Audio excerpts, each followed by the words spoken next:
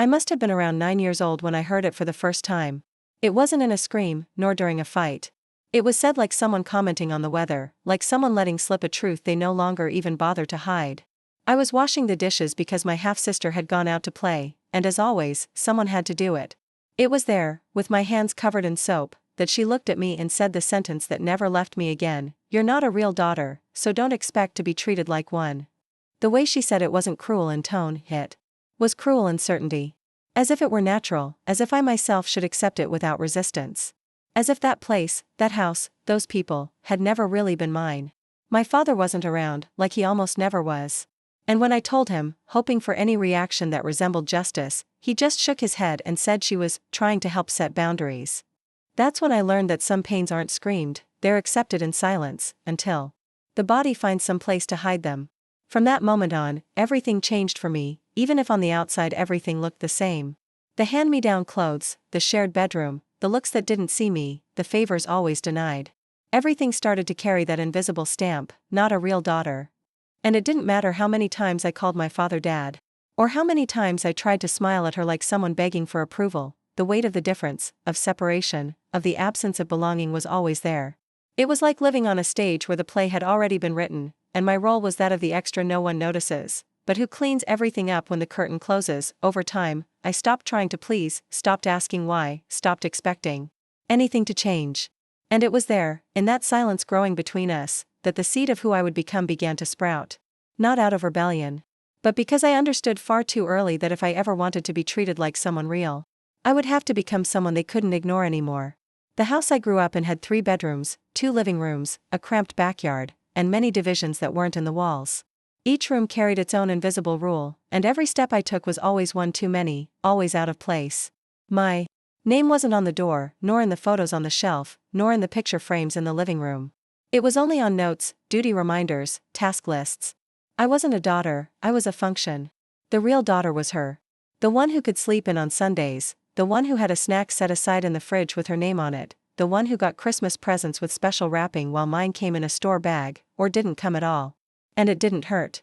Just because of the things themselves, it hurt because they made me believe it was normal. That this was just how the world worked. That there were legitimate daughters and there were the permanent guests of the family. I was the latter. And no one said it outright, but every gesture screamed it mercilessly. I remember one day when a heavy storm hit in the afternoon, and the power went out. My sister got scared and ran to her mother's lap. She hugged her and calmed her down, saying everything was fine. I curled up in the corner of the couch, heart racing, waiting for some glance, some invitation, any word that would include me in that embrace. But all I got was silence and a candle lit in the hallway, as if I already knew how to handle things on my own. It was always like that. If I got hurt, it was drama. If I cried, it was exaggeration. If I stayed quiet, it was ingratitude. And if I tried to speak, it was disrespect. Growing up in that house was like walking through a minefield where every step reminded me I was only there by concession. And the saddest part is that I kept trying to make up for it. I was the one who cleaned without being asked, who packed my sister's school bag, who helped fold her clothes, who gave her my own snack when hers ran out. I thought that if I were useful enough, maybe one day I'd become real. But the more I tried, the more invisible I seemed to become. As if each of my sacrifices was absorbed by the house without leaving a trace. A house that served others as a home but was, for me, just a shelter. A roof without warmth. A space where my existence was tolerated but never desired. And there was something even worse than injustice, habit. Because over time, even pain starts to settle in. I stopped expecting praise, stopped sharing my joys. Stopped celebrating good grades. Because I already knew that even if I got a perfect score, what mattered was if the other one got a 9.5, that was when the applause came. Affection had a fixed address and a guaranteed last name. And mine was never enough. These silent absences shaped me. I became a good observer, because speaking was never safe. I became independent too soon, because relying on others was risky. I became resilient, not because I wanted to, but because I had to.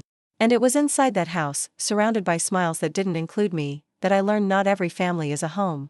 Some just share the space. And others, like mine, divide. Even the love. In my childhood, every birthday was a silent proof that love had sides, had a fixed destination, had a name, and it wasn't mine. While she got colorful boxes, gifts with ribbons, even surprise breakfasts, I got what they called a little something, when they remembered. Sometimes, not even that. And no one seemed to notice. Or maybe they did, but made a point of not saying anything, as if I, too, had learned not to expect anything. As if it were natural that at the same table there was cake for only one, birthday songs for only one, photos of only one, and that I was just there to wash the dishes afterward. The strangest thing was that they always told me it was normal, that I shouldn't compare, that everyone has their own way of receiving love. But my way always seemed to involve absence. Absence of affection, absence of recognition, absence of defense. The contrast was loud, but silenced. When she broke a glass, they laughed and said she was clumsy.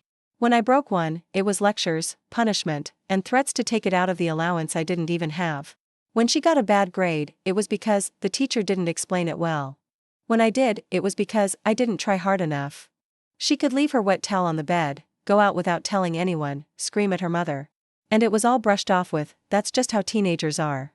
But if I spoke with a slightly different tone, if I said I couldn't help because I was studying, it immediately turned into a whole discussion about respect, about education, about how I was crossing the line in a house that wasn't even really mine.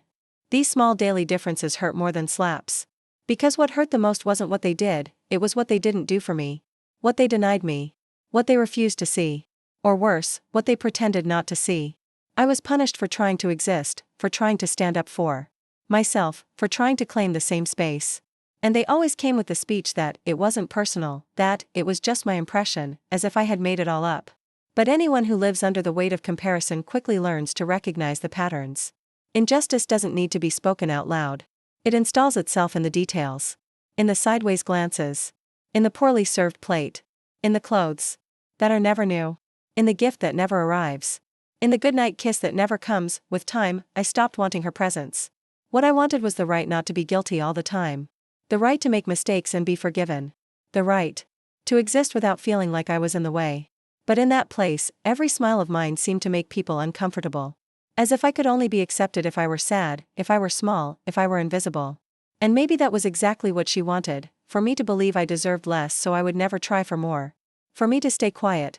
For me to accept the role of supporting character without ever trying to become the protagonist of my own life. But even in silence, there was something inside me that wouldn't die.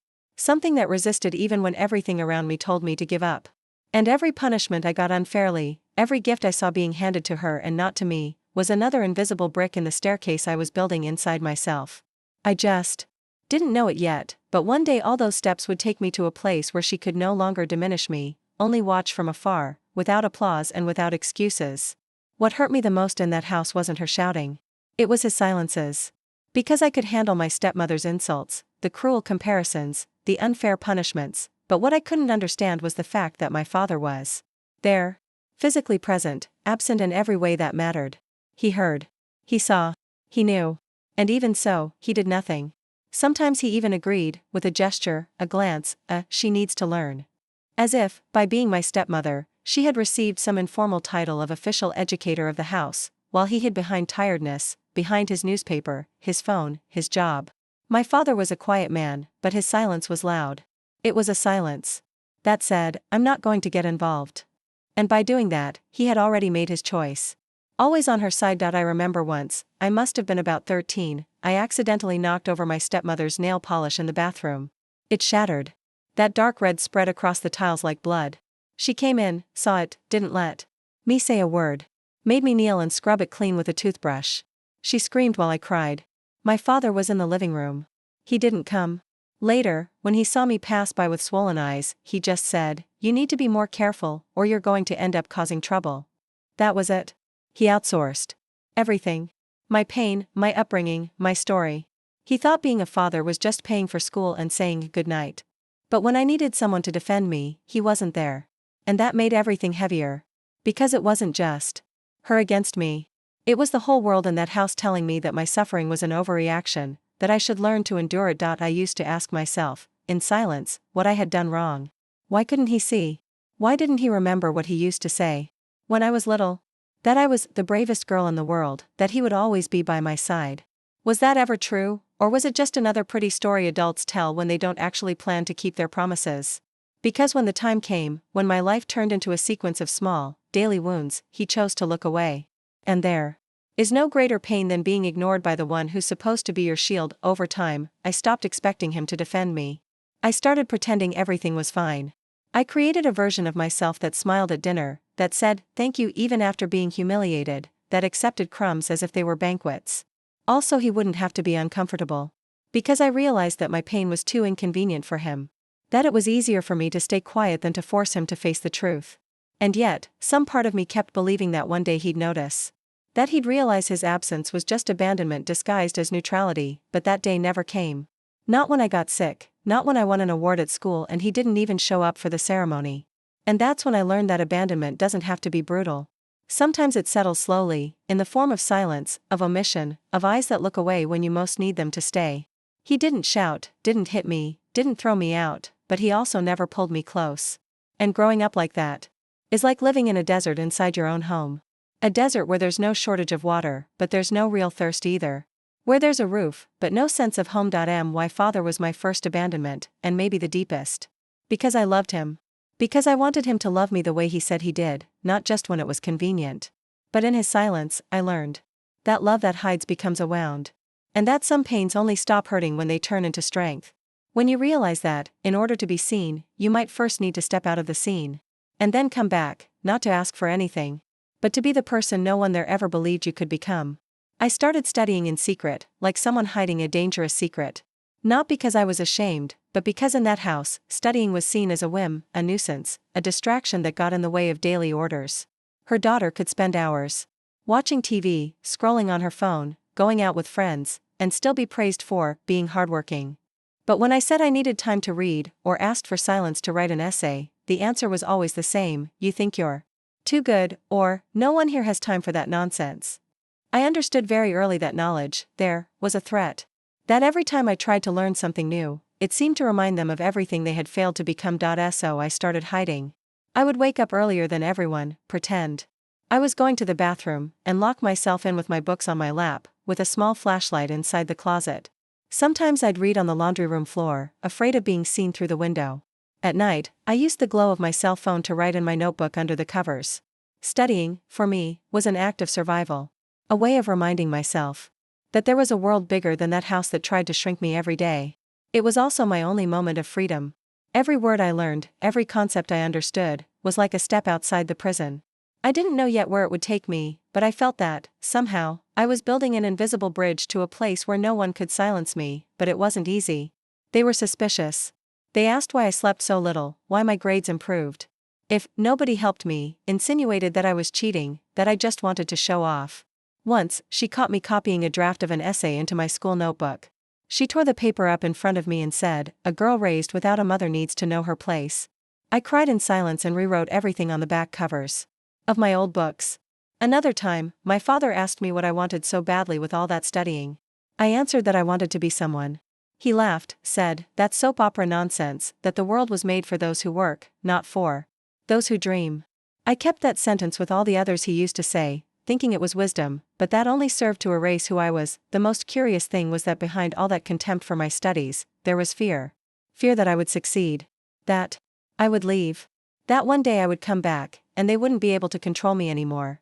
They wanted me to stay small, submissive, grateful for the crumbs. But every page I turned taught me to grow in silence. To question. To plan. To resist. And even when I was tired, when my vision blurred with sleep, there was a voice inside me that said, "Keep going. One more. Just one more chapter. Just one more exercise." Because it was there, among letters and numbers, that I found myself again. That I remembered I wasn't what they said I was. That I didn't have to accept the place where they tried to put me. Studying, for me, was never about tests or diplomas. It was about dignity. About proving to myself that I could. About finding a path where everyone else wanted to build walls. And even with no one encouraging me, even with looks of contempt, even being called arrogant or a walking book, I kept going. Because every sleepless night was another step farther from that house. Because if they didn't let me dream out loud, I dreamed in silence. And that dream, even hidden, kept growing. Until the day it became too big to fit inside me, and finally, started to become real. The day they announced at school that college entrance exam registrations were open, I went home with a folded piece of paper in my pocket and a restless heart.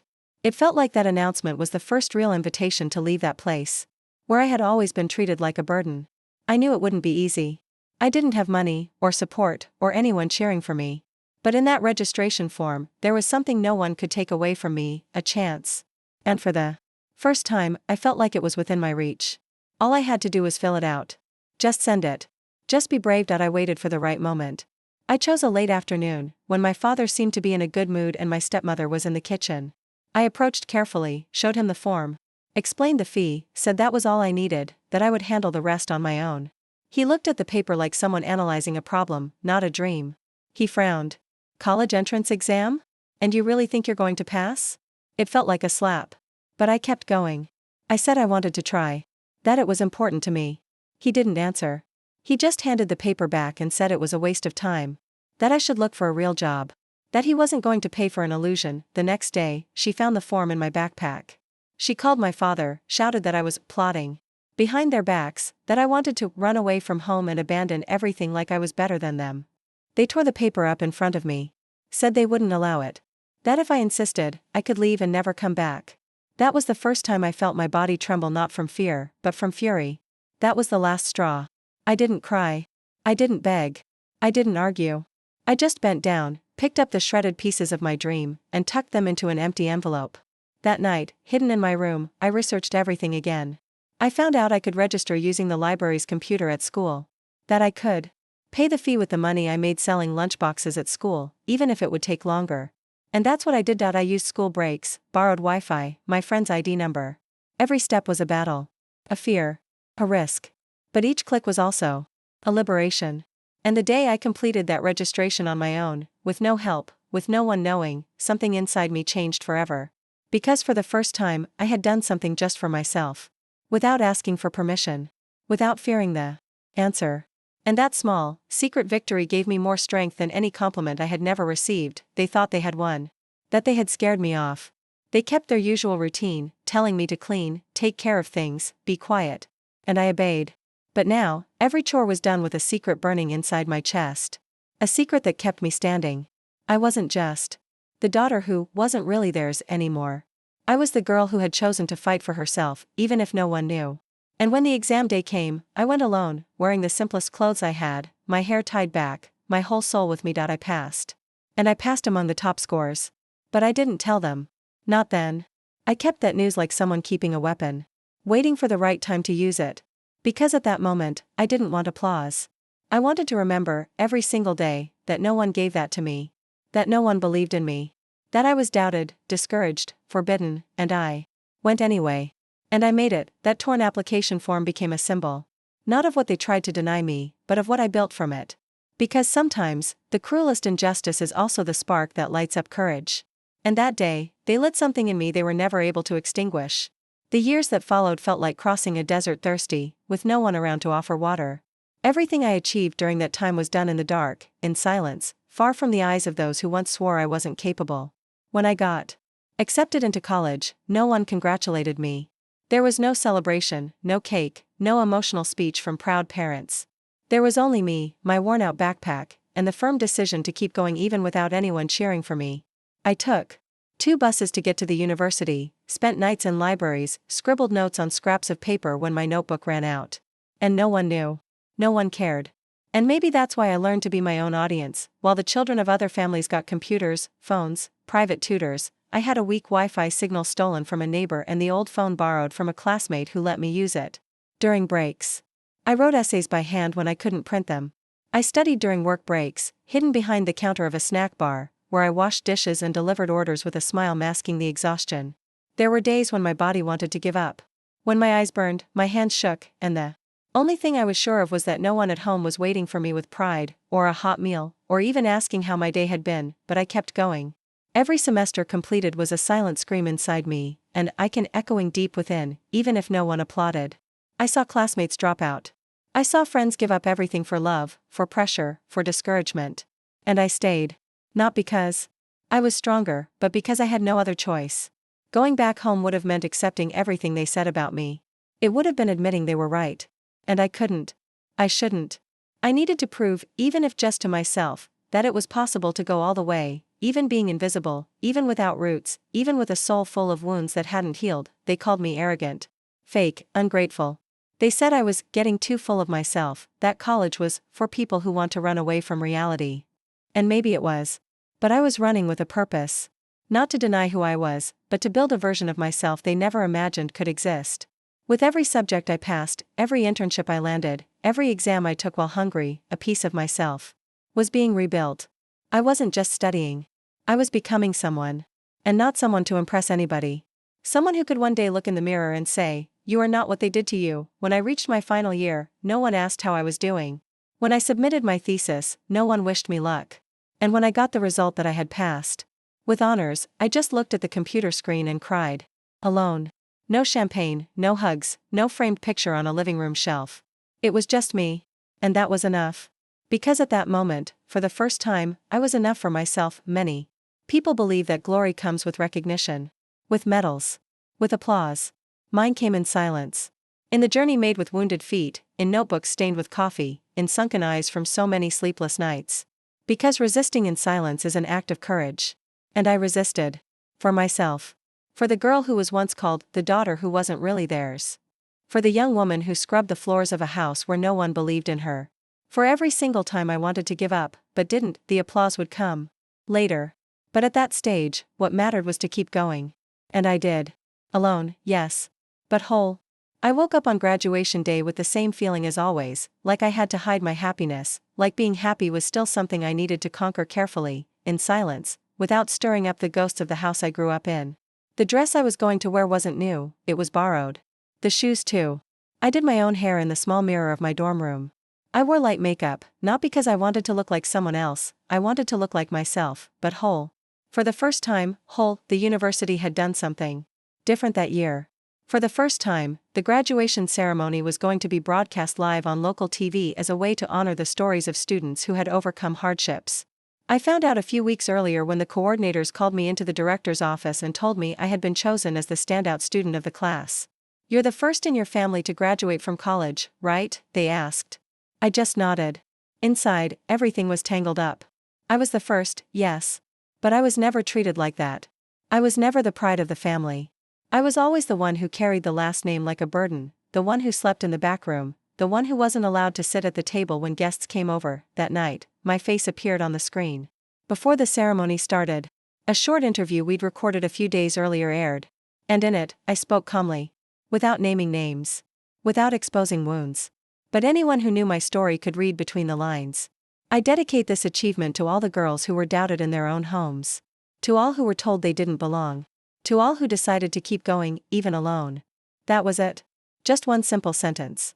But in that living room where she sat watching me on TV, next to the man she called her husband and the daughter she always preferred, I know those words fell like a cold blade against her pride. She never called me. Never sent a message. But I knew she watched it. Because a neighbor mentioned it. Because a distant cousin posted on social media, "So proud of our cousin." And tagged my name with a picture of the frozen TV screen showing me smiling in my cap and gown, holding the diploma tightly.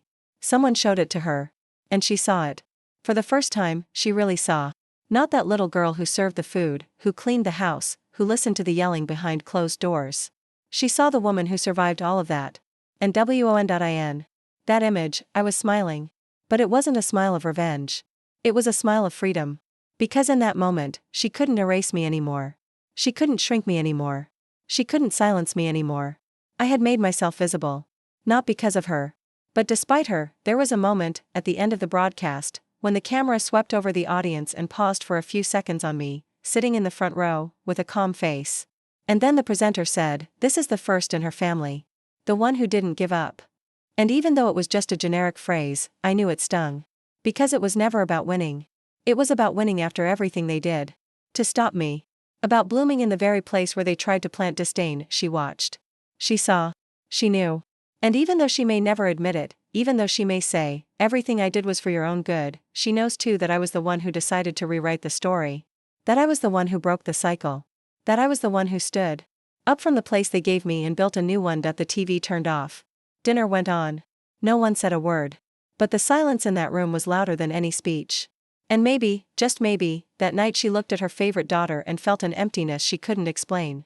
Because the rejected daughter, the one who was never going to be anything, was now everything she herself had never had the courage to be, free.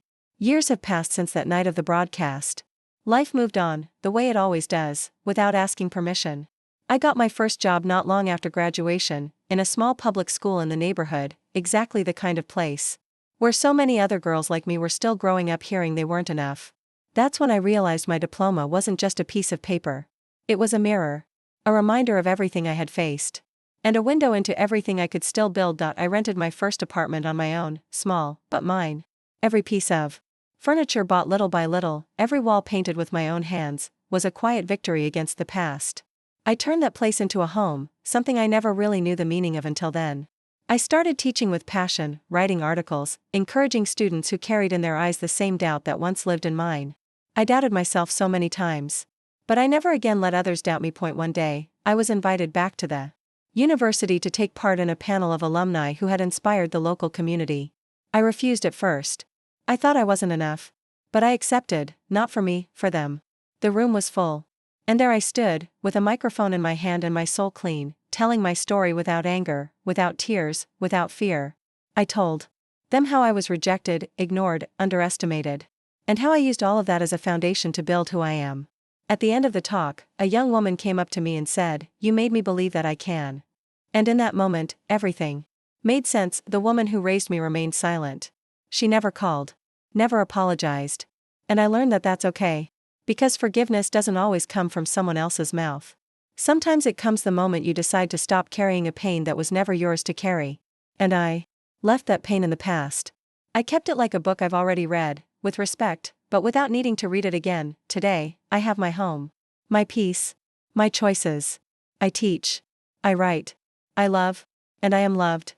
Not by those who once rejected me, but by those who truly see me. By those who came later and recognized me for who I am, not for what they once said I was. And that's everything. I didn't have to go back. I didn't have to bow down. I didn't have to shout victory.